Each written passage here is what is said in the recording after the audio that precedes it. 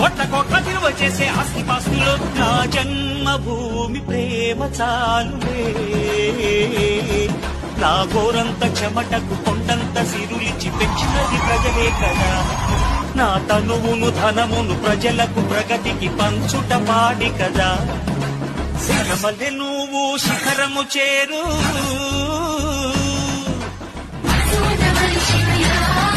నేని సన్న బాలుదయ్యా